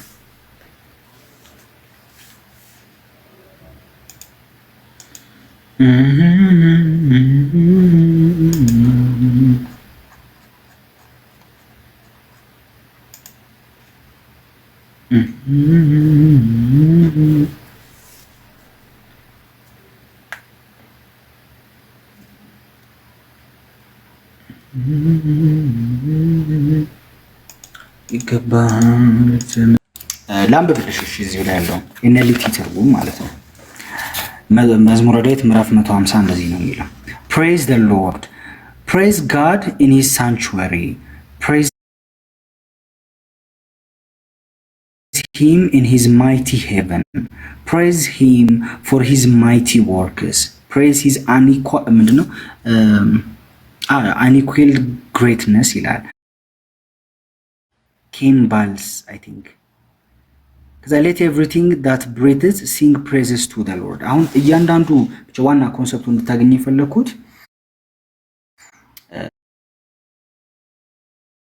እዚህ ክፍል ላይ እንደውም ስለ ሚውዚክም ብሎ ሳልምም ብሎ ይሄ ምንድነው ሂምስም ብሎ አይደለም የሚያመጣው። ሂም የሚባል አለ። ምን ትርጉም ነው ያመጣሽው ቤዛ? አንቺ ራሱ ያመጣሽው ትርጉም ላይ ምን እንደሚል ታውቂያለሽ? እኔ አሁን ኤንኤልቲው ነው እንደውም ያነበብኩልሽ። አንቺ ያመጣሽውን praise him with a tremble and dance ይላል። ከዛ praise him with a stringed ማለት እንደ ጊታር አይነት ስትሪንግ ያላቸው ነገሮች ማለት ነው instruments and organs ይላል። አሁን ያመጣሽው ትርጉም እና ጉዳዩ አሁን እዚህ ላይ praise him praise him praise him praise him አመስግኑት አመስግኑት አመስግኑት እያለ ሲያወራ እዚህ ጋር ስለ ሙዚቃ ኢንስትሩመንቶቹ ስለምንጠቀማቸው መሳሪያዎች እና እንደውም አንቺ ያልሽው ነው ከዳንሲንግ ጋር ነው የሚያገናኘው with dancing ምናምን እያለ ነው የሚያወራውና ይሄ ቶታሊ በፒውር በሆነ ኢንቴንሽን ፒውር በሆነ ልብ ለእግዚአብሔር ስለምናቀርበው ነገር ነው የሚያወራው። አንድ ነገር ለምሳሌ አንድ ዜማ አሁን መዝሙርና ዘፈንን በምንድን ነው የምንለየው? ዘፈን የሚባለው ከእግዚአብሔር ውጪ ለሰዎችም ይሁን ለሌላም ነገር የሚደረግ ነገር ዘፈን ተብሎ ይጠራል አይደል? መዝሙር ደግሞ የምንለው ለእግዚአብሔር ክብር የሚደረግ ነገር ነው። አሁን በአጠቃላይ እግዚአብሔር ከግጥምም ጋኑ ከምንም ጋኑ በአጠቃላይ እግዚአብሔርን ግሎሪፋይ የሚያደርግ ነገር እንድናደርግ ነው ዋና ሐሳቡ። አሁን ግጥም ለብቻ እንጃ ፕሮብሌም ይኖረዋል ብዬ አላስብም። እንደዚህ አይነት ነገሮች ግን አሁን ከወርሺፕ ጋር ልብን ከማፍሰስ ጋር የተገናኘ ነገር እንዳይሆን እንጂ ግጥም ችግር አለው ብዬ አላምንም። ዜማ ስታደርጉት ግን ሂም ስታደርጉት ግን መቀኘት ባለበት ውስጥ ግን ከኛ ላይ ህይወት ፍሎ ይሆንበታል። ሙዚቃ የገባበት ነገር ግን መንፈሳዊ ነገር ፍሎ እንዲያደርግ ያደርጋል። ዝም ብሎ ሙዚቃ ብቻ አይደለም፣ ከመንፈሳዊ ነገር ጋር ሊንክ ያደረገ ነገርም ስለሆነ ሙዚቃ ባረጋችሁት ሰዓት እናንተ ውስጥ ያለው ህይወት እናንተ ላይ የሚሰራው መንፈስም ፍሎ እንዲያደርግ ያደርጋል። የዳዊትን ያነሳውላችሁ ለዛ ነው። ሳውል ጋር ቁጭ ብሎ ሙዚቃ ሲጫወት ምንም ዘመረ ምናምንም አይልም፣ ባይዘው በገና ይደረድር ነበር ነው የሚለውና በገና ሲደረድር ሳኦል ላይ የነበሩ አጋንንቶች ይሸሻሉ። ለምን ሸሹ? ሙዚቃ መጫወት አጋንንትን እንዴት ነው ሊረብሽ የቻለው? ሙዚቃ አይወዱም ነው ከነጭራሹ ነው። እሱ የሚጫወተው ሙዚቃ ግን ስፔሲፊክሊ ለነሱ ኮንፈርት የማይሰጣቸው ከነበርና መንፈሳዊ ትርጉም ካለው በተመሳሳይ አጋንንት አንወንት ያደርገውና የአጋንንት መንፈስ ያለበት ሰው የሚጫወተው ነገር እናንተ ጋር ክሬት የሚያደርገው አትሞስፌር አለ። አንዳንድ ምሬታችሁ አሁን ብዙ ሰዎች አይታችሁ አታውቁም? የሆነ አይነት ዘፈን አለ ራሳቸውን ያጠፉ ሰዎች በጣም የሚጠቀሙት የነበረ ድሮ ነበር ማለት እሱን እየሰሙ ብዙ ሰዎች ራሳቸውን ያጠፉበት ዘፈን አለ። ምንድነው ስለ ዊድ ደግሞ የተዘፈኑ አሉ። በጣም ብዙ ሰው ሱሰኛ የሆነባቸው ዘፈኖች አሉ አይደል? ለዚህ ነው ዊድ የምናጨሰው ምናምን የሚል እንትን ነበረ። ግሎሚ ያ ቴንክ ዩ እና ደግሞ ምንድነው ዛት ዋይ ዊ ስሞክ ዊድ የሚልም የሆነ ዘፈን ነበር። በጣም ብዙ ሰው ሱሰኛ የሆነበት ዘፈን አለ። ከጀርባ የሚሰራው ስፒሪት ሰዎቹ ላይ ፍሎ ስለሚያደርግ እንጂ ዝም ብለህ ሙዚቃ ሰምተህ ራስን አታጠፋም። ከጀርባ ሰውየው ላይ የሚሰራው ስፒሪት ግን ነፍስን ስለሚከፍት ባይ ዘ ዌይ ኢሞሽናል ያደርጋል ባይ ዲፎልት እንትን ሙዚቃ ማለት ነው። በዛ ኢሞሽን ባለበት እንትን ውስጥ ፍሎ አድርጎ የሚያገኘን ነገር አለ። እሱ ነው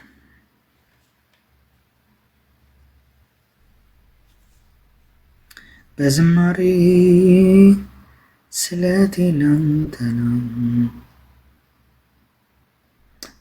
ከድካም ጋር በተያዘ ብርቱካናማ ልብስ አድርጌ የሰራሁትን ቪዲዮ እዩት። 4ኛ ላይ ያለው ቪዲዮ ብርቱካናማ ጃኬት አድርጌ እሱ ነው። 4 አነካኩኝ ከእንደዚህ አይነት ነገር ጋር። ፕሪንሲፕሉን ነግሬያችኋለሁ። የቀረውን እናንተ ራሳችሁ ወስኑ። ፕሪንሲፕሉን ነግሬያችኋለሁ። እስካሁን ስለ ዘፈን ያወራሁት ስለ ፕሪንሲፕሉና መንፈሳዊ አፌክሽኑን ነግሬያችኋለሁ። እና ፖለቲካ ላይ አትወሰዱት። እናንተ ኦብዘርቭ አድርጉ። እሱ እናንተ ኦብዘርቭ አድርጉ። እንዲህ ብሏል ልታስብሉኝ ነው እንዴ? እናንተ የቀረውን ነገር እኔ አንዴ ፕሪንሲፕሉን ከነገርኳችሁ የቀረውን እናንተ ናችሁ ታረጋግጡ። ወደ እንትንስ እንዲህ ነው የሚለው በራሳችሁ አሉ። እኔ ፐርሰናል ማላረጋቸው ነገሮች አሉ። እሱም የፐርሰናል አመለካከቴ ከማወራችሁ ኑሃውን ሰጥቻችኋለሁ። ቀጥሎ በስፒሪት ሊድ እየተደረጉ እሱን ማድረግ።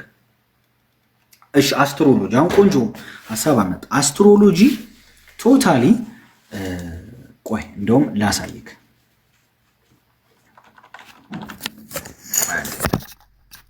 እሺ ላውጣለ ጥቅሱን።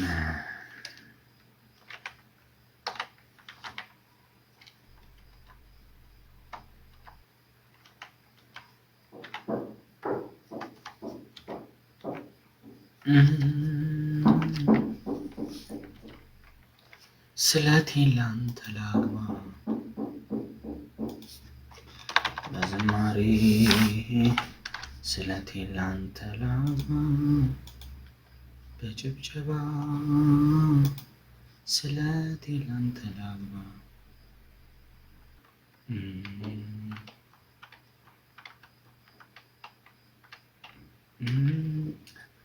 ቆይ አንዴ ታገሱኝ እሺ። በፒሲ ልከፍትላችሁ ነው ባይብል። እግዚአብሔር አለ በማደሪያው፣ እግዚአብሔር አለ ብለው የፈጠርከው ሁሉ ጻድቅነትህን ይመሰክራሉ። እግዚአብሔር አለ። አንድ ሺ አምልኩት ይላሉ፣ አክብሮት ይላሉ። ቆይ የሆነ ፐዝል አመጣብኝ። እግዚአብሔር አለ በማ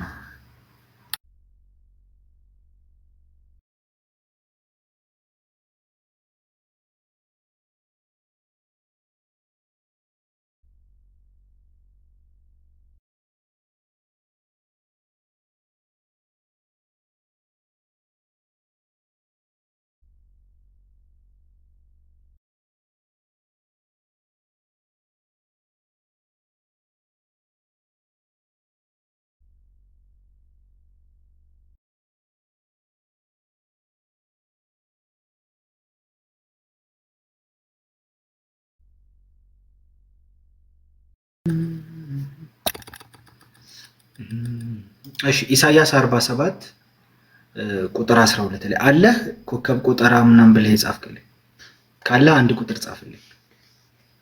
ከፍቶልኛል። አሁን ላሳይ።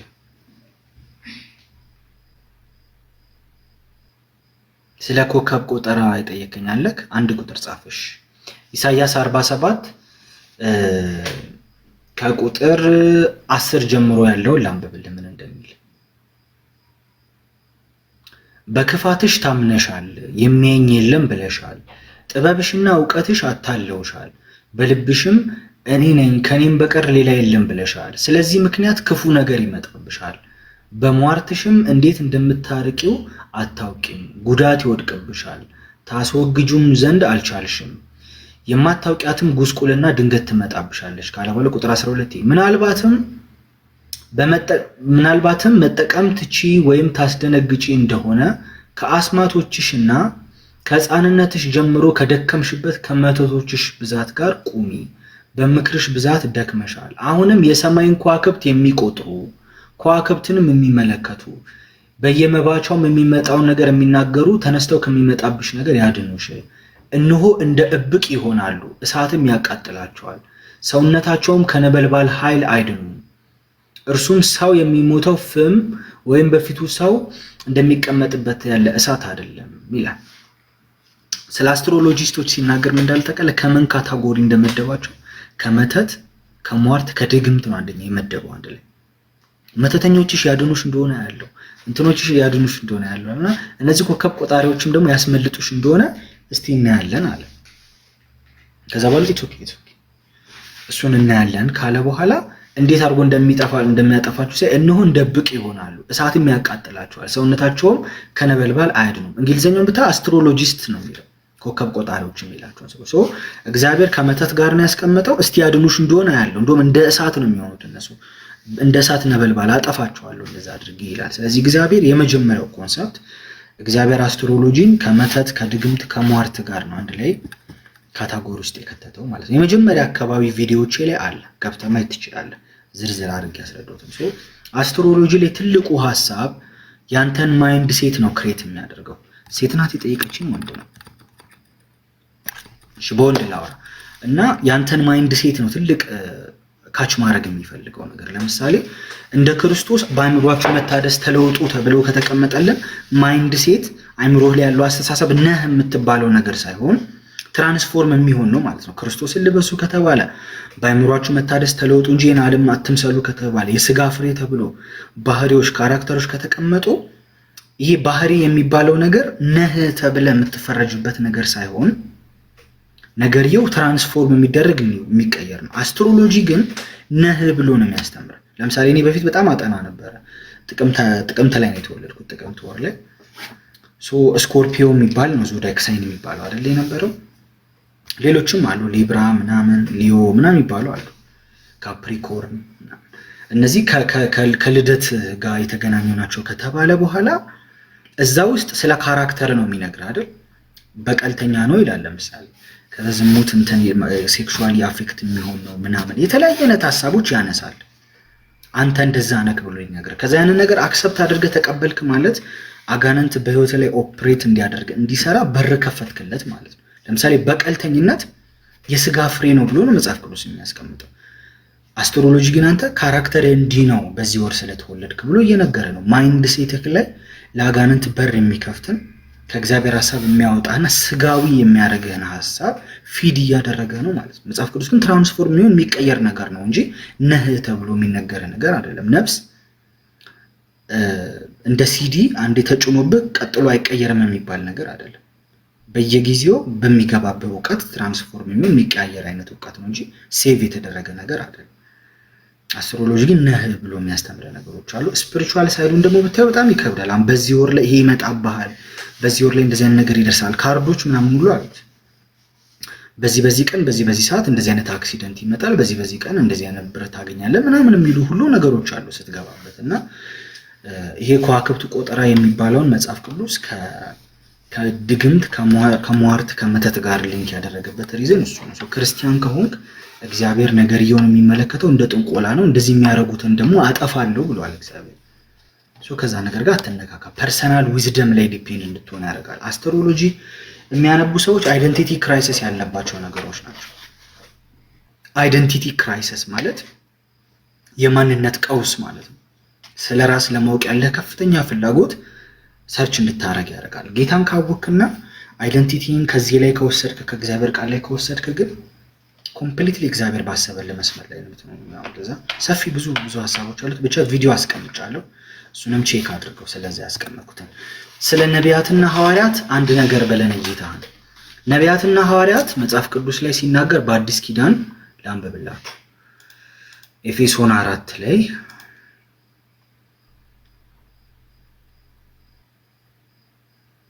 ኤፌሶን 4 ቁጥር 8 ላይ ስለዚህ ወደ ላይ በወጣ ጊዜ ምርኮን ማረከ፣ ለሰዎችም ስጦታን ሰጠ ይላል።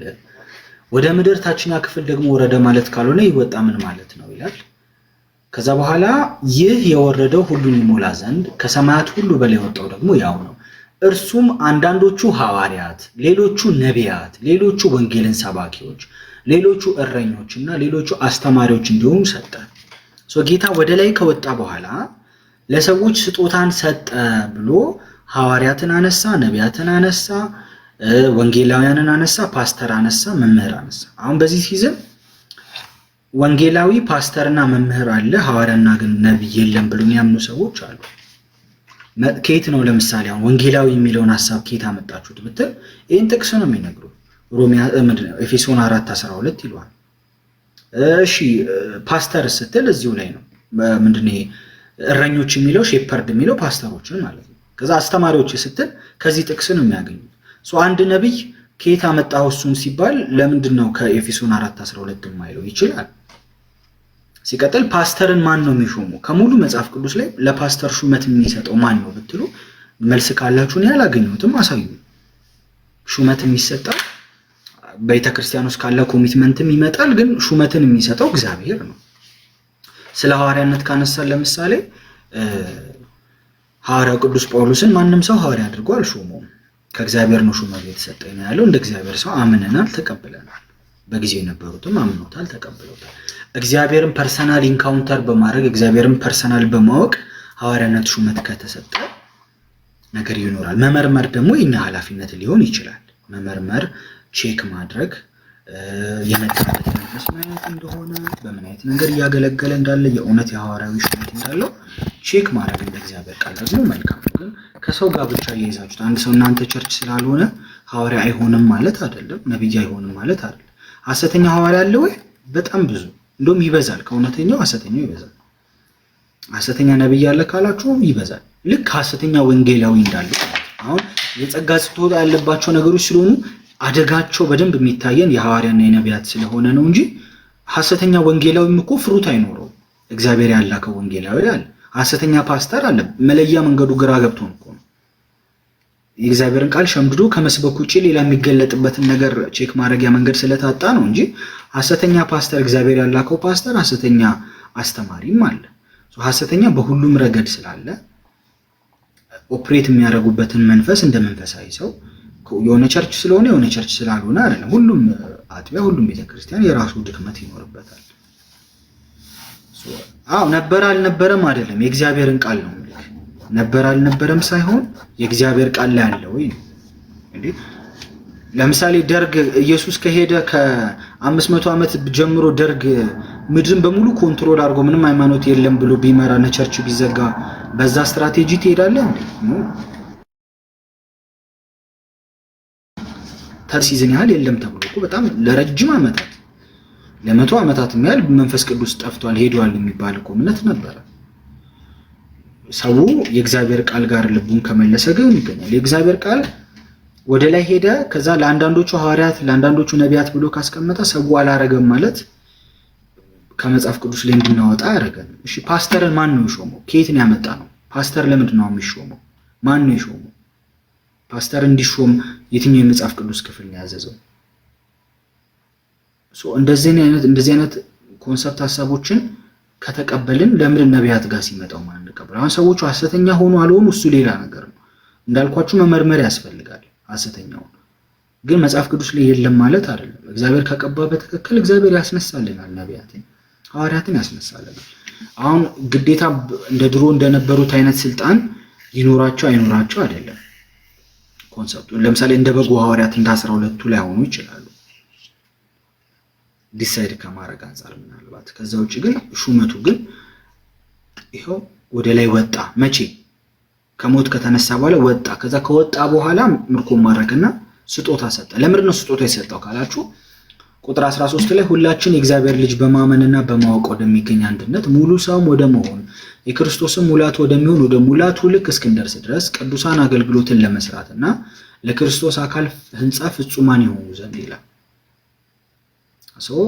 ለክርስቶስ አካል ፍጹማን እንድንሆን ሕንጻ በሕንጻ ላይ የተገነባ ወደ እግዚአብሔር ፍጹም ሙላት እንድናድግ እግዚአብሔር ራሱ ነው ወደ ላይ ከወጣ በኋላ የሐዋርያነትን፣ የነብይነትን፣ የወንጌላዊነትን፣ የአስተማሪና የእረኝነትን ስጦታ የሰጠው ይላል።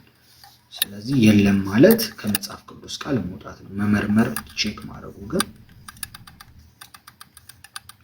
አስፈላጊ ነው። መንፈስን መርምሩ ስለሚል መመርመርም ሃይማኖተኝነት አይደለም። መርምሩ።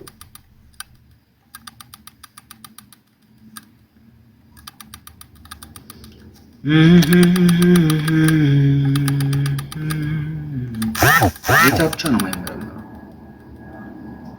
መጽሐፍ ቅዱስ ስለ ስግደት ምን ያስተምራል? ስግደት ከቅድም ጀምሮ ተጠይቀኛለህ። እኔ እኮ ፕሮቴስታንት ነህ ብዬ ነው ኢግኖር የማደርገው። ምን ለሌላ ሰው ለማስረዳት ፈልገን? እንግዲህ ግልጽ ነው፣ ታውቀዋለህ ያለውን ነገር። ኦርቶዶክስ ከሆንክ ላስተምር፣ ፕሮቴስታንት ከሆንክ ግን እኔን ከማድከም ውጭ ምን ያደርጋል? ታውቀዋለህ ያለውን ነገር። ህልም ሁሉ ከጌታ ነው ወይ? ሁሉም ከጌታ ነው ማለት አይቻልም። ሰው ኦርቶዶክስ ነህ ዳግም ሀብታም ኦርቶዶክስ ነህ? አዎ ያልከኝ ኦርቶዶክስነትህን ነው።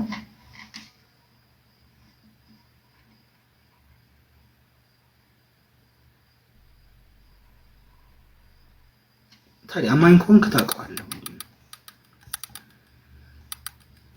እሺ ህልም ሁሉ ከጌታ ነው ለሚለው ኮንሰፕት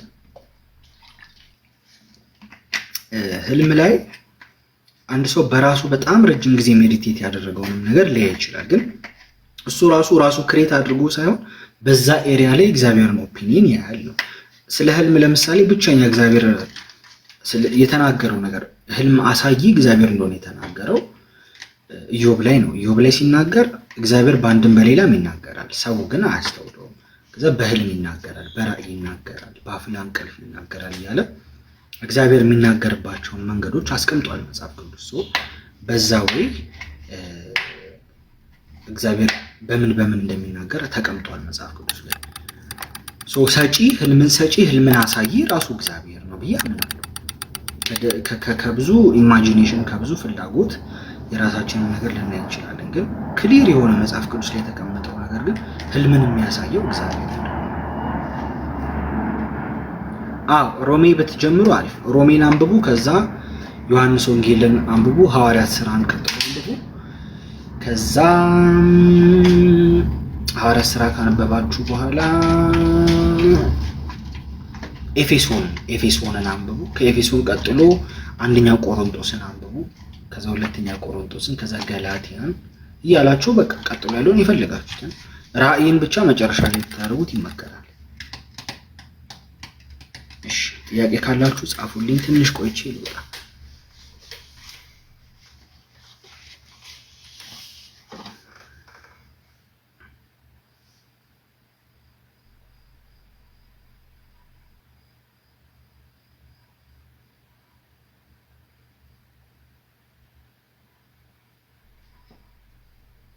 እኮ እያወቅህ ኃጢአት አለመስራት እኮ አሁን ከጊዜ ወደ ጊዜ ለውጥ ማምጣት አለብህ። እግዚአብሔር አይፈርድብህም ወዲያው፣ ግን ለውጥ ደግሞ ማምጣት አለብህ። ሁላችንም አልፈናል በዛ ነገር ውስጥ። እኔ ከሁላችሁም የበለጠ ጠንካራ አይደለሁም። ሁላችንም አዲክሽን የሆነብን ነገር ይኖራል። ግን ውሳኔ ከወሰንክ እንደው አንድ ጥያቄ ልጠይቅህ፣ ሁሌ የምጠይቀው አሁን ያለህበት ክፍል ውስጥ ጌታ በሩን ከፍቶ ቢገባና በሩ ሊትራሊ እንደ ሰው ከፍቶት ገብቶ ከዚህ ቀን ጀምሮ ይሄንን ኃጢአት ስታደርገው እንዳላይህ ብሎ ከእግዚአብሔር አይን ለአይን እንደዚህ አይተው ሁለተኛ ስታደርገው እንዳላይክ ብሎ ቢወጣ ከቤት ከዛ ቀን ጀምሮ ያንን ኃጢአት ታደርገዋለህ? ወንድሜ ከአፍንጫ ደም ራሱ ቢፈስ አታረግም እሱ ነገር። በቃ ግደሉኝ እኔ አላረግም አይቼዋለሁ ነው የምትለው። እያንዳንዱ ኃጢአት ኢየሱስ አንተ ህይወት ላይ ሪል የሆነበትን ነገር ነው ማለት። አንደክምም አይደለም፣ አቅም አናጣም አይደለም። ግን ከእግዚአብሔር ጋር የበለጠ በቀረበ ቁጥር፣ ወደ እግዚአብሔር የበለጠ በተጠጋ ቁጥር ግን ህይወትህ እየተቀየረ ሽፍት እያደረገ ቼንጅ እያደረገ ነው የሚሄደው፣ እየተለወጥክ እያደግክ ማለት ነው። ስለዚህ ሲሪየስ ሆነክ እያንዳንዱ የምታደርገው ላይ አክሽን ወስደህ ሴክሹዋል ነገር እየተቸገርክ ከሆነ ሶሻል ሚዲያን ማስተካከል፣ እየመጣች የምትጎተጉትህ ሴት ካለች እሷን ማጥፋት ካጠገብህ፣ ለነዚህ ነገር የሚጋበዝህን ነገር በሙሉ መቁረጥ ከህይወት ላይ። ከዛ ይጀምራል ለውጥ። በቃ ሌሎችም ኃጢአቶች ወደዛ ኃጢአት የሚመሯችሁ ኃጢአቱን ክሬቭ እንድታረጉ የሚያደርጓችሁ ነገሮች ከህይወታችሁ ላይ መቁረጥ። ከዛ የእግዚአብሔርን ቃል በደንብ ማንበብ፣ እግዚአብሔር ስለእናንተ የሚናገረውን ሪያሊቲውን የእግዚአብሔርን ቃል በደንብ አንደርስታንድ ማድረግ። ቀላል ትርጉም ፈልጋችሁ ማለት ነው። ቀላል ትርጉም ፈልጋችሁ አንብቡ የእግዚአብሔርን ቃል። አፍተር ዛት ምን ይመጣል? ከእግዚአብሔር ቃል ጋር በምታሳልፈው ጊዜ ከእግዚአብሔር ቃል ጋር በምትወስደው ታይም አንተ ጋር ትራንስፎርሜሽን እየመጣ ስለሚሄድ ለዛ ለኃጢአት ያለህን ዲፊኒሽን እየቀነሰው ይመጣል ማለት ነው። ጌታን ያገኘና ያላገኘ አብረው መኖር ይችላሉ በትዳር። ብርሃን ከጨለማ ጋር ምን ህብረት አለው ይላል መጽሐፍ ቅዱስ። ብርሃን እንደሆንሽ የምታስቢ ከሆነ ካንቺ ቀጥሎ ያለው ኔክስት ፐርሰን ደግሞ እንደ ቃሉ መሰረት ጨለማ ውስጥ እንዳለ የምታስቢ ከሆነ ቀጥሎ የሚመጣው ህብረት መንፈሳዊ ህይወትሽ ላይ ዋጋ የሚያስከፍልሽ ህብረት ሊሆን ይችላል። አሁን እኔ እንደዚህ አይነት ነገር ውስጥ የሚገቡ ሰዎች ከጥሩ ሐሳብ እንደዚህ አይነት ነገር ውስጥ የሚገቡ ሰዎች ለምሳሌ አንድ ያመነ ሰው ካላመነ ሰው ጋር ሪሌሽንሺፕ ሲጀምር ለመንፈሳዊ ህይወቱ ያለውን ቫልዩን ጭምር ነው የሚያሳየው። ፍቅር በአይን አምሮት ብቻ የሚመጣ ነገር አይደለም። እንደዚህ አይተሹ ብቻ ካፈቀርሹ የሆነ ችግር አለ። ይሄ በቃ ሪያሊቲ ነው። ቫልዩ ሲስተማችንስ እኔ ለምሳሌ አንድን ሰው ሳፈቀር ዝም ብዬ ስላየሁት ብቻ ከሆነ እሱ ያይን ፍቅር ነው። እሱ አንድ ጊዜ አብራችሁ ከተኛችሁ በኋላ የሚደበዝዝ ፍቅር ነው። እንደዛ አይደለም፣ ስሜት አይደለም። ፍቅር የዲሲሽን ጉዳይ ነው። እኔ አንድን ሰው ስትወዱ እንደ ክርስቲያን ደግሞ በእውቀት ነው የሚሆነው።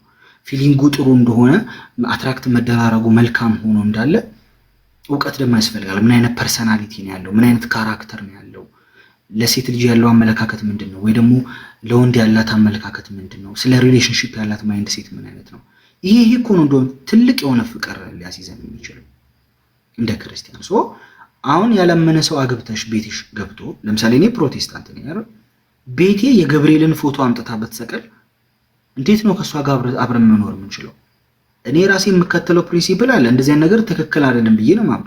ቤት ውስጥ ለልደታ ብላ ዳቦ ቆርሳ ብታዘጋጅ እኔ ኮምፎርታብል ሆናለሁ። መንፈሳዊ እስከሆንኩ ድረስ እንትን አልሆንም። ቤቴ ውስጥ እንደ ልቤ በልሳን መጸለይ ይችላል። እየተመላለስኩ በልሳን ሻላባላ ያልኩ አልችልም። ሞክ ታደርገኛለች። አንድ ሴት ወይም አንድ ሰው ሃይማኖትን አልቀበልም ሲል እዛ ውስጥ ፕራክቲስ የምታደርገውን ነገር አልቀበልም፣ እንደ ፈጣሪ አይደለም፣ መጨረሻው አንተ ባለህበት መንገድ ወክ አድርገህ መጨረሻው ሲኦል ነው እያለ ነው እንጂ አንቺ ወክ አድርገሽ የምትገቢው መንግስተ ሰማይ እንደሆነ እያመነ ያንቺን እንትን ግን አልቀበልም አይልም አንድ ሰው። ቤት ውስጥ ያለሽ ነፃነት ከሱ ጋር አብረሽ ጊዜ የምታሳልፊው ነገር ከእግዚአብሔር ጋር ያለሽን ፌሎሺፕ አፌክት ከሚያደርግ ሰው ጋር መሆን የእግዚአብሔር ፈቃድ ነው የሚል እምነት የለኝም። ግን አሁን ትዳር ውስጥ ሆናችሁ አንድ ላይ ሆናችሁ ያ ሰው አንቺ ልትፋች ይፈልገሽ ያ ሰው ግን መተው ካልፈለገ ይላል ጳውሎስ ነው የተናገረው። ቆይ ላንብብልሽ።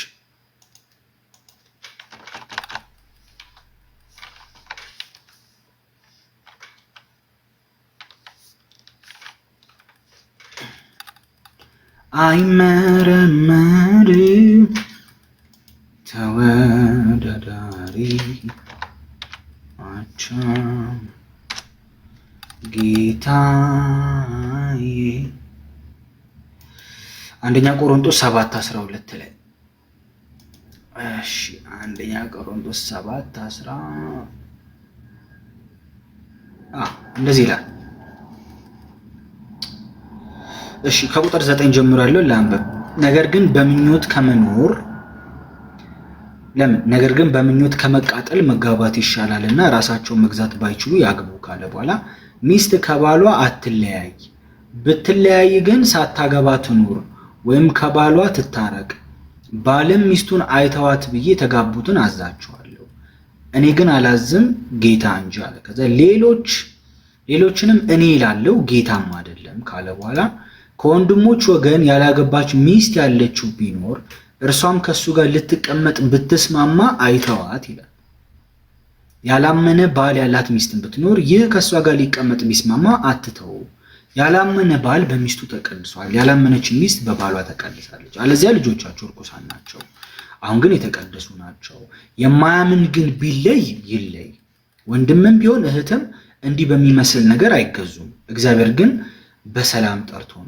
አንቺ ሴት ባልሽን ታድኝ እንደሆንሽ በምን ታውቂያለሽ? ወይ አንተ ሰው ሚስትን ታድን እንደሆንክ በምን ታውቃለህ? ብቻ ለእያንዳንዱ እግዚአብሔር እንደከፈለለት እያንዳንዱም እግዚአብሔር እንደጠራው እንዲሁ ይመላለስ። እንዲሁም በአብያተ ክርስቲያናት ሁሉ ደነግጋለሁ። ኮንሰፕቱ ምንድነው? ባልና ሚስት ሆነው አብረው እየኖሩ እሷ ጌታን ብትቀበል ግን ሰውየው አብሯት መሆን ከፈለገ አትተው። ወንዶችም ከሆነ ወንድዩም ከሆነ አይተዋት ይላል። ከዛ ግን አንደኛው ግን ለመለየት ከፈለገ ወይም ያላመነው ፐርሰን ግን አይ እኔ እለያለሁ አንቺ ጌታን አግኝተሽ አብረሽ መሆን አልፈልግም ብሎ ግን ያ ሰው ከተለየ ግን ይለይ። አትለይ ብሎ እሱን እንደዛ አድርጎ በርደን ውስጥ መኖር እንደዚህ አይነት ትእዛዝ የለንም ይላል። ስለዚህ ሰውየው ከፈለገ አብሮ መኖር ይቻላል። አይ አልፈልግም ካለ ግን መለየትም ደግሞ ኃጢአት አይደለም ብሎ ይናገራል።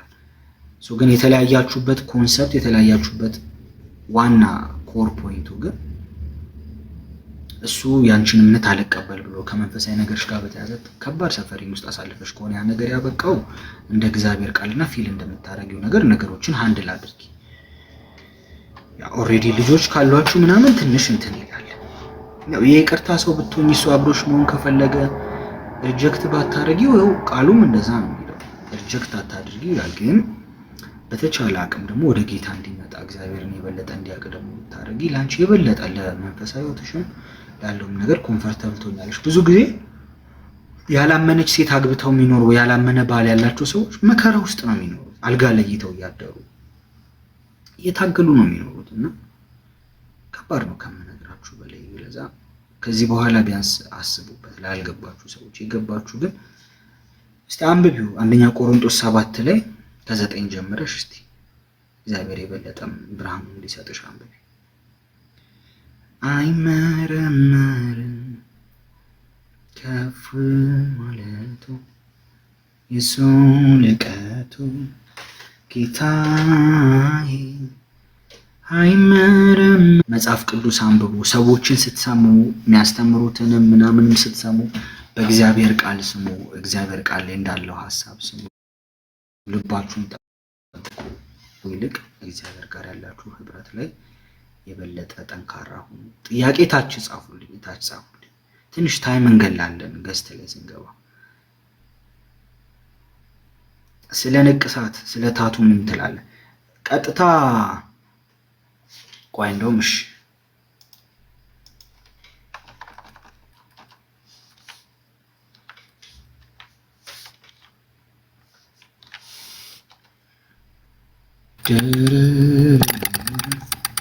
መጽሐፍ ቅዱስ ላይ ሐሳቡን ልንገርሽ፣ ጥቅሱን እንድታነቢው ያደርግሻለሁ።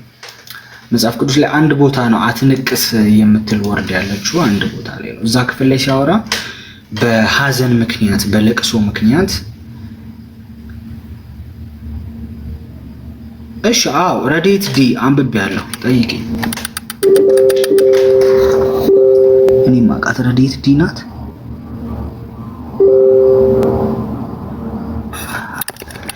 ጠይቂ